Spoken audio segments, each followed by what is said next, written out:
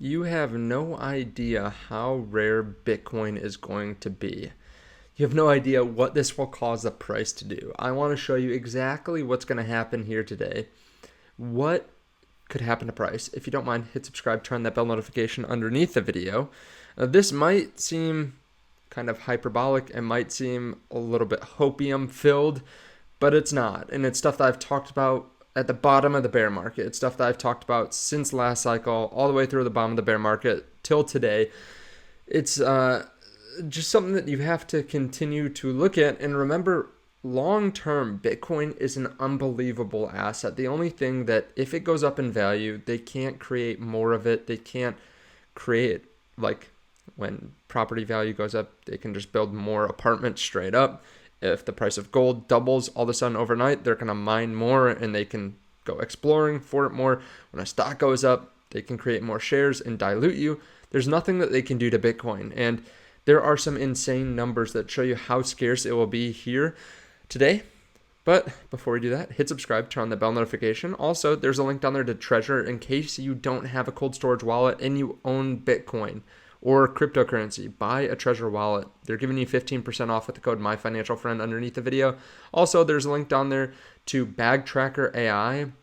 This is the app that I'm creating with a few other people where you can track all your assets in one place, including cryptocurrencies. It's going to be so much easier. Right now, I'm using multiple apps to go back and forth, and we're going to create the best thing out there.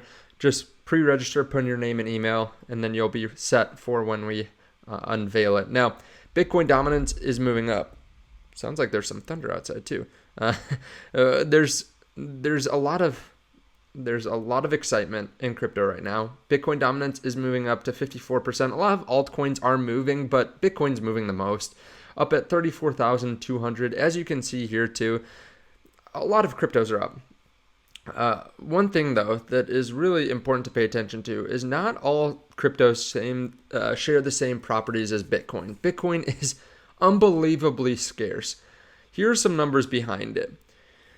Stack Holder says you haven't seen the real Bitcoin yet. 93% of the supply has been issued over the last 14 years.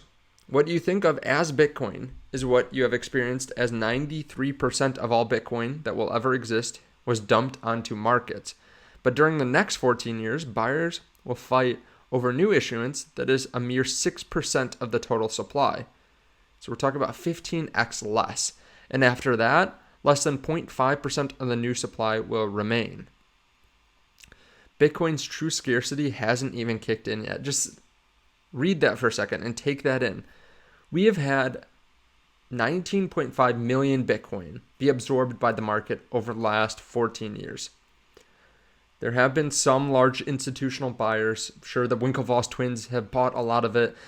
We've had Michael Saylor, we've had Tesla, and then we've had GBTC, and then some other billionaires that have gone out and said they're publicly buying, and then a bunch of other people that bought early on. A lot of it has been lost, but think about all the people that have not bought it, all the companies that have not bought it, all the large investment funds that have not been able to because of regulations or something else. Their risk just doesn't fit Bitcoin yet. Maybe it's because it's too small an asset. Maybe it's because they can't go out and buy and hold the Bitcoin themselves. Think about how many retirees with millions of dollars have not bought Bitcoin yet. I've been talking to a family member recently that wants to buy Bitcoin, and honestly, I'm trying to go through and figure out the best way for them to buy. And as someone that's in the space, like I know where to buy cryptocurrency, but a lot of exchanges have gone down recently. And a lot of exchanges have fees, or even if they don't show that they have fees, they have wide spreads. So even for someone that is trying to get into crypto for the first time, things are not perfect. What I think we'll actually go out and do is go and buy something like JBTC or MicroStrategy and buy that instead of actually buying Bitcoin, because while they like the underlying properties of Bitcoin, they're really just investing in it, right? They're not going to go out and start transferring crypto and making payments and trying to get away from the banks and that kind of thing. So right now, a lot of people can't buy Bitcoin that easily yet, but once there's a spot ETF, think about how many people will flood in that finally have access to something that's not a 2% fee or 2% spread. or just fits their risk parameters, or they're plugged into their long-term retirement accounts. So instead of 90% stocks, 10% bonds, it's 98-2, 2 being in Bitcoin or something like that. So true scarcity hasn't even kicked in yet. This has all been happening, and Bitcoin's price has been going up, going through the roof for 14 years when we've had so much new supply. What happens early next year when it becomes the hardest money that humanity has ever known? And what about when understanding of this new monetary technology grows at the same time new issuance goes from a flood to a trickle? So many large hedge fund managers, so many large institutions are talking about Bitcoin and talking about the properties on live TV. So more people will buy it. More people will understand it. People are terrible at projecting into the future. They don't understand just how rare one Bitcoin is. There will come a time when all the mining power in the world won't even be able to produce a single Bitcoin in a year. That's insane. There are 60 million millionaires in the world. If Bitcoin were evenly spread amongst them, they would have 0.35 Bitcoin each, max. And that's not even accounting for all the Bitcoin that's lost. That's not accounting for all the people that won't sell Bitcoin. 0.35 if it's evenly spread. So 5 million are already lost forever, which means 0.26 Bitcoin max per millionaire. And that's forgetting that corporations, insurance funds, pensions, sovereign wealth funds, and nation states that will permanently remove millions of Bitcoin from the market are out there. It's also assuming that the current individual holders who refuse to sell despite years of ridicule will suddenly decide to trade their entire stack for fiat. Bottom line, Bitcoin is ridiculously scarce. Even 0.1 Bitcoin will be considered a fortune one day. But by then, you won't measure its value in infinite fiat. People will just intuitively understand how abundant everything else is relative to Bitcoin, and all other goods will be priced accordingly. Pricing Bitcoin in infinite fiat will one day seem as ridiculous as pricing an ounce of gold in wampum. I think this is a really good message to remember for the long term, not just because we're moving up, because I'm not just trying to spread hopium, although people listen to hopium a lot more when the market's up compared to down. When the market's down, people are just worried and only want to watch stuff that confirms their thesis.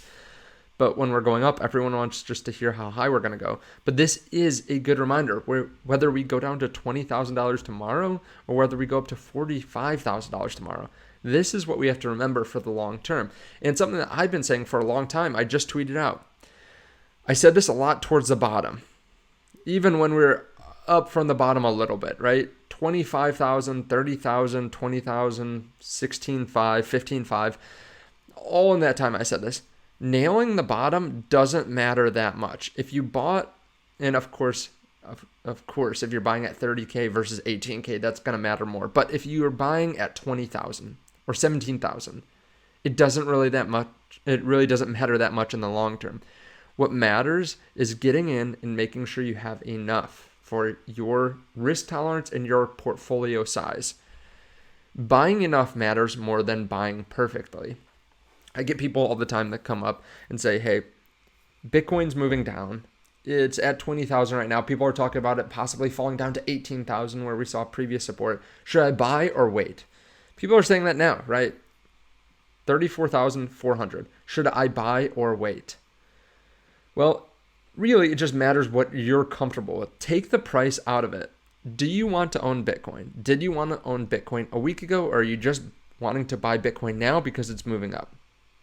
If you think it's a good investment for the long term, and nothing has changed fundamentally, and you don't have a position in Bitcoin, then you should probably buy.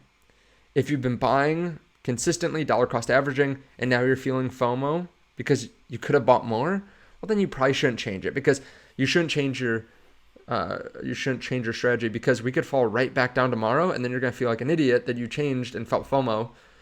But if you're wondering just over a few $1,000s, if you've had this plan to buy Bitcoin and you haven't bought it yet, and you do think it's going to go up a lot, well, then you probably just have to do the smart thing and maybe invest some so you don't feel as much FOMO, but then keep some and just make a plan, dollar cost average, do something. You're not going to nail it perfectly. You weren't willing to buy when it was cheap.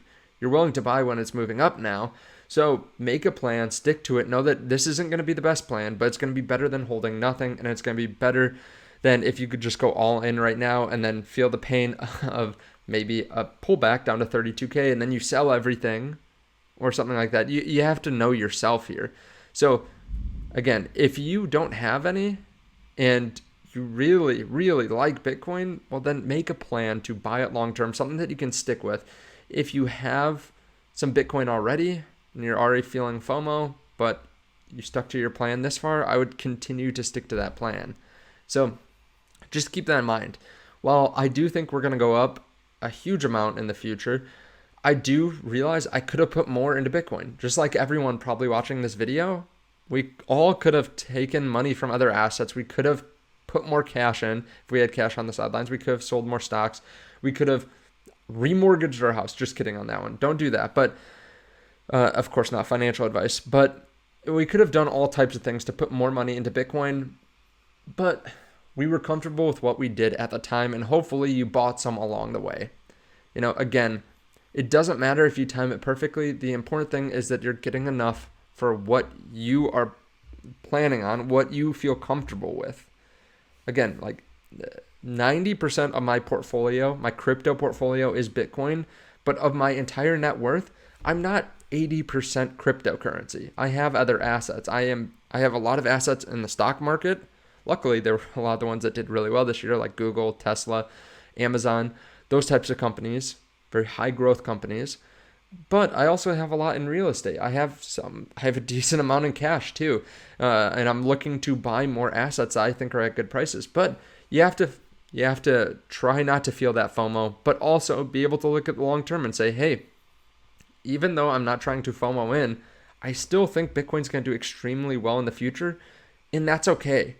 That's okay. It's not a paradox where, you're not buying more, but you also think it's going to do really well. There's got to be some type of risk mitigation. Everyone's got to have it, right? You shouldn't be 100% into any asset, in my opinion, no matter what the asset is.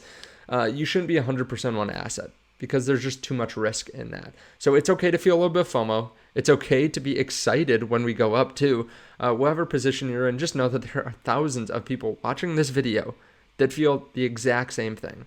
Now, let me know your thoughts on all this underneath the video. I will say too, I just love the fact that we're going to have a spot ETF just for the fact that it's so much easier to buy for so many people, and it will bring crypto to a lot of people. Grayscale is also partnering with FTSE Russell to launch a crypto sector index series, which will separate the asset class into 5 major indices: currencies, smart contract platforms, financials, consumer and culture, and utilities and services, and will include coverage of over 150 different protocols or cryptocurrencies. I think this is really awesome too, because right now, as a US investor, it is hard to buy a lot of the top cryptocurrencies. It's hard. You can't go on one platform and buy 1 through 20 on there, like the top 20 cryptocurrencies. At least not that I know of. Most of them are on different platforms and they have different costs. They have different problems. You try to withdraw and one says you have to keep your money on for 30 days. One says 90 days. There are all kinds of issues that you can run into.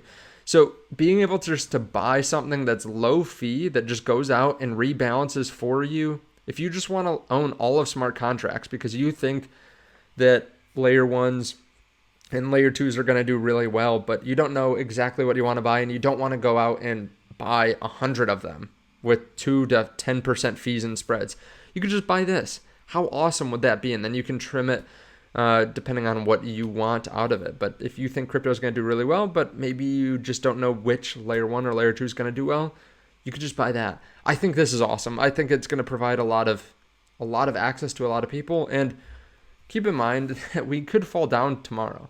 I am totally okay with that because I like Bitcoin and crypto for the long term. I'm happy to buy more if we fall. I will say too, just a little tidbit, if you've made it this far in the video, dominance has moved up a lot. I don't want to toot my own horn too much here, but I've been talking about how I think Bitcoin dominance is going to go up for a very long time. Like since we were in the low 40s, I think dominance is going to go up. Now we've gone up 10%. Everything is bleeding against Bitcoin. And it's so obvious when Bitcoin's up 12% and nothing else in the top 10, top 20 is up that much. It's obvious that Bitcoin is outperforming. We are getting to the point, close to the point where I am looking at buying alts from the cryptocurrencies that I hold now, from the Bitcoin that I hold now. If we get up into the high 50s, I probably will look at divesting a bit from Bitcoin into some altcoins. Now, I'll let you know when that happens, but if you want to know exactly like the moment that I do it and what I'm buying, you can check out the link to the Patreon underneath the video. There I tell everyone exactly what I buy, when I buy it, how much I buy, all that. So check that out underneath the video. Thank you so much for watching. I do appreciate it. Let me know your thoughts on all this, and I'll see you in the next video.